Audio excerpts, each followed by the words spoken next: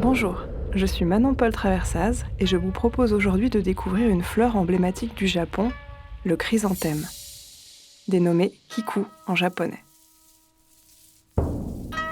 Originaire de Chine, la fleur d'or prit racine au Japon lors de la période Heian, entre le 9e et le 12e siècle.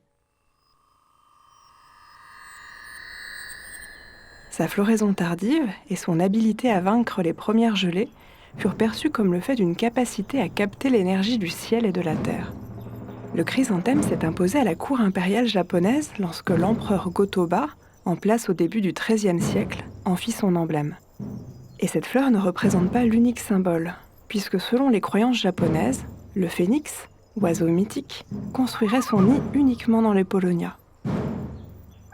Pivoine, phénix, paulownia ou chrysanthème sont donc autant de motifs auspicieux servant la cour impériale.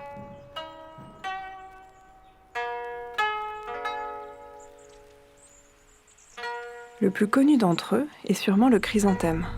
Avec ses 16 pétales, il mime le disque solaire et rappelle ainsi les origines divines de l'empereur. Une symbolique forte faisant écho aux croyances selon lesquelles les empereurs seraient des descendants d'Amaterasu, la déesse du soleil. De ce fait, les chrysanthèmes sont omniprésents dans les décors des palais, où leurs fleurs aux couleurs dorées, orangées ou rosées resplendissent sur les portes coulissantes Fusuma et autres paravents Byobu, où les spécimens de couleur or rappellent le soleil.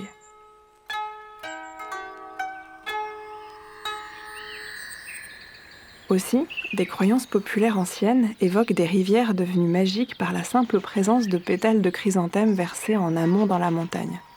Image poétique ayant donné le motif nommé Suikiku, représentant ces fleurs d'or glissant sur l'ondée d'un ruisseau. Une image que l'on retrouve dans des pièces de théâtre no, nommée Kikujido, qui conte la fable d'un jeune homme exilé.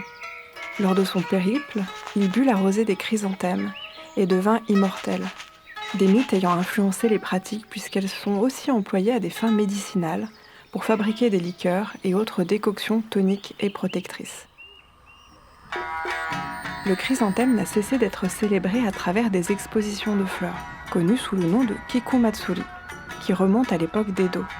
Ces événements permettent d'admirer des variétés impressionnantes de cette fleur sous toutes ses formes. Les Japonais cultivent cette tradition avec une grande passion, organisant des concours où la beauté, la taille et la disposition des pétales sont autant de critères d'admiration.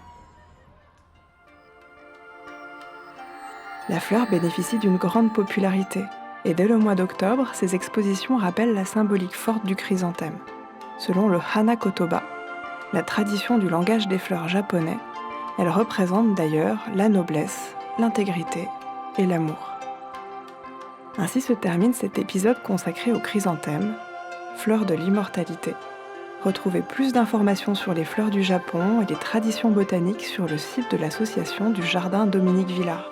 N'hésitez pas à vous abonner à notre chaîne Secteur Santé et n'oubliez pas de rester à l'écoute pour notre prochain épisode qui sera consacré aux couleurs de l'automne.